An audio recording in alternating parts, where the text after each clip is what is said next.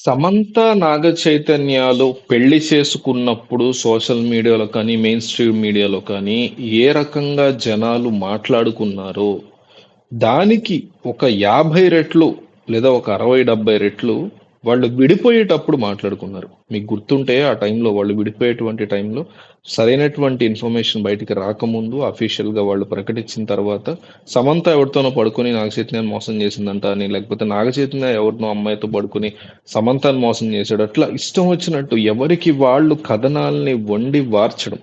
కేవలం మీరు ఇక్కడే కాదు, మీరు ఒక నాగార్జున సంబంధించినటువంటి పర్సనల్ డైవర్స్ వ్యవహారం తీసుకోండి, పవన్ కళ్యాణ్ సంబంధించి, హరికృష్ణకి సంబంధించి, ఎస్పెషల్లీ సినిమా ఫీల్డ్ లో ఉన్న వాళ్ళకి సంబంధించిన పర్సనల్ వ్యవహారాల గురించి మన వాళ్ళకి, ముఖ్యంగా మన మీడియాకి అవసరం లేని విషయాల్లో తలదూర్చడం చాలా గుల.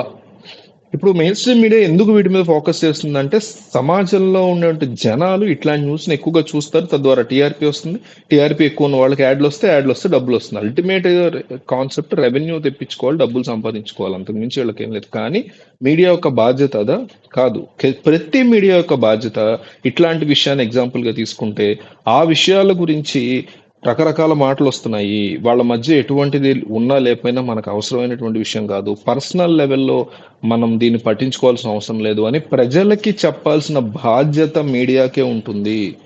సరే, ఇక మీడియా డీటెయిల్స్ లోకి వెళ్తే నేను ఇంకా తిట్లు తిడతా కానీ మీడియాని. అయితే రీసెంట్ గా సమంత తన యొక్క ఇన్స్టాగ్రామ్ లో ఒక పాడ్కాస్ట్ చేశారు. ఆ పాడ్కాస్ట్ లో రకరకాల విషయాలు, తన జీవితానికి సంబంధించి అనేక విషయాలు, తనకున్న హెల్త్ ఇష్యూస్ గురించి అవన్నీ షేర్ చేసుకున్నటువంటి క్రమంలో కింద కామెంట్స్ ఉంటాయి కదా, అందులో ఉన్నటువంటి కామెంట్ ఒకటి చాలా గలీజ్ కామెంట్ వచ్చింది. సమంత తన పాడ్కాస్ట్ లో తన జీవితంలో పడిన కష్టాలు, ఇబ్బందులు ఇవన్నీ చెప్తే ఆ ఆ నిద్రమోకం వాడికి ఇలా కామెంట్ వేయాలనిపించింది. ఏమని వేసాడంటే, ఇన్ని కబుర్లు చెప్తున్నావు బానే ఉంది, మరి నీ భర్తని నువ్వు ఎందుకు మోసం చేసావు, నీ అమాయకుడైన భర్తని నువ్వు ఎందుకు మోసం చేసావు అంటే, చైతన్య అమాయకుడు అని వీడు డిసైడ్ చేసేస్తున్నాడు. సమంత మోసం చేసింది కూడా పాపం ఆడే డిసైడ్ చేసేస్తున్నాడు.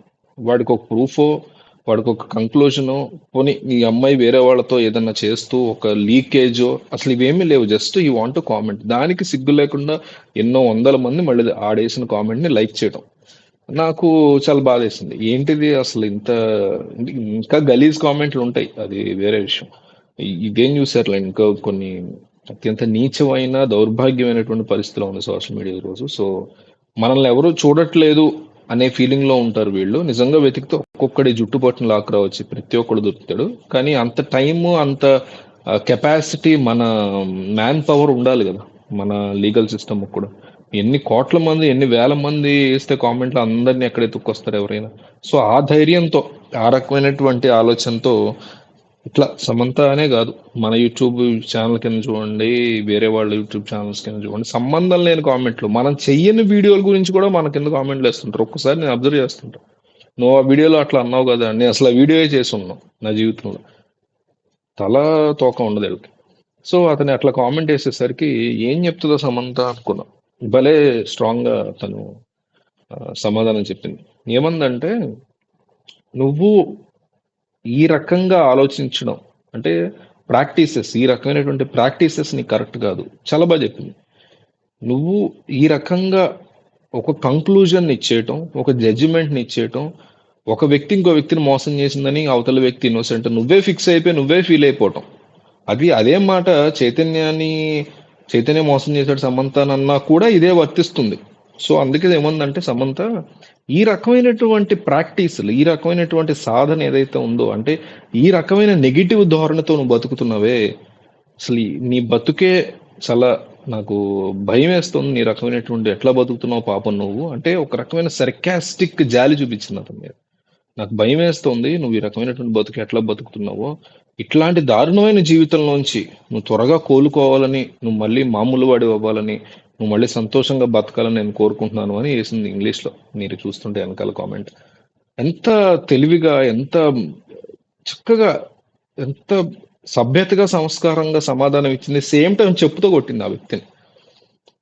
అదే నేను ఎప్పుడు ఆర్గ్యూ చేస్తూ ఉంటా. మనం ఒక వ్యక్తి మనల్ని అన్నాడన్నంత మాత్రాన ఆడి మీద మనం పడిపోయి ఓ రాచి రంపాన్ని పెట్టి గొడవ చేసేసి ఏం చేయక్కర్లా. మనం చాలా తెలివిగా, ఓర్పుతో, సహనంతో సమాధానం చెప్పగలిగితే, అవతల వాడు నోరుతో పాటు మిగతా హోల్స్ అన్నీ మూసేసుకుంటాడు. వాడు అనడానికి ఏముండదు. నేనెందుకింత ఫూలిష్‌గా బిహేవ్ చేశాను అనేసి ఎయిదర్ తన చేసిన తప్పుని డిలీట్ చేసుకుంటాడు, లేదా క్షమాపణ చెప్తాడు, లేదా వెనక్కి తగ్గుతాడు, లేదా ఇంకా పీక్ ఆఫ్ ఫ్రస్ట్రేషన్‌లో ఏం చేయాలో తెలియక ఇంకో 4 బూతులు తిట్టి అక్కడి నుంచి బ్లాక్ చేసి పారిపోతాడు. ఇంతకు మించి వాళ్ళు చేయగలిగింది ఏముండదు. సోషల్ మీడియాని ఎక్కువగా ఉపయోగించే వాళ్ళందరికీ అమ్మాయిలైనా, అబ్బాయిలైనా ఎస్పెషల్లీ అమ్మాయిలకి నేను ఇచ్చేటువంటి సలహా ఒకటే. కాస్త ఓర్పుగా మీ తెలివితేటలతో వాళ్ళకి సమాధానం చెప్పండి. అది పబ్లిక్ ప్లాట్‌ఫామ్‌లో అయినా, ఏదన్నా మీ మెసేజ్‌లో వచ్చేదైనా తెలివిగా సమాధానం చెప్పండి. వాళ్ళతో ఆడుకోండి. ఓర్పుగా వాళ్ళతో ఆడుకోండి. అమ్మాయైనా, అబ్బాయైనా సరే.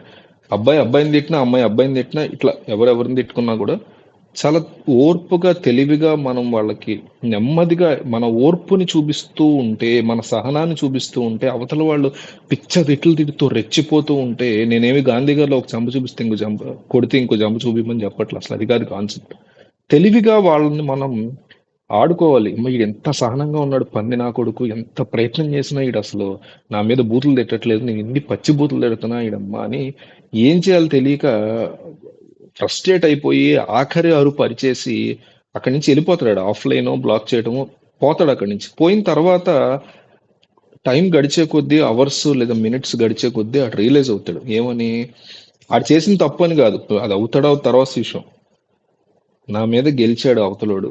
నా మీద గెలిచింది ఆ అమ్మాయి అని ఆ అమ్మాయో అబ్బాయో యువతల గొడవ పడిన వాళ్ళు డెఫినెట్లీ సబ్ కాన్షియస్ లో అయినా సరే ఖచ్చితంగా ఒప్పుకుంటారు.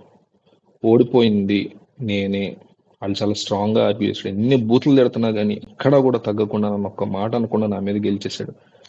ఇలాంటి వాళ్ళతో పెట్టుకోకూడదురా బాబు ఇంకోసారి అని అనుకుంటారు. అట్లాగని నేనేమి ప్రతిదీ యాక్సెప్ట్ చేయడం బూతులు తిడితే ఒప్పుకోండి అని చెప్పట్లా. మనం ద వే ఆఫ్ ఆన్సరింగ్ అనేది కూడా అవతల వాళ్ళని వాడు బూతులు తిట్టాడని మనం బూతులు తిట్టినంత మాత్రానే వాడు తగ్గుతాడనేం లేదు. ఇట్లా కూడా వాళ్ళని మనం ఓడించవచ్చు అని చెప్తున్నా. ఇంకా ఎక్కువ హెరాస్ చేస్తున్నంత మాత్రాన దాన్ని కూడా మనం పేషెంట్ లెవెల్లో యాక్సెప్ట్ చేయాల్సిన అవసరం లేదు. హెరాస్మెంట్ని లీగల్ గానే ఎదుర్కోవాలి. అట్లాంటి వాళ్ళ మీద కంప్లైంట్స్ పెట్టాలి. అందులో ఎటువంటి క్వశ్చన్ లేదు. బట్ చిన్న చిన్న ఇష్యూస్ నడుస్తున్నప్పుడు అవతల వాళ్ళు తమ ఈగోని హర్ట్ చేసుకుని దాని గురించి మనల్ని వేధించే ప్రయత్నం చేస్తున్నప్పుడు చాలా ఓర్పుతో ఉండి కూడా వాళ్ళని ఒక ఆట ఆడించవచ్చు మనం అని చెప్తున్నాను. సో సమంత చెప్పినటువంటి రిప్లై కానీ సమాధానం కానీ అద్భుతంగా అనిపించింది.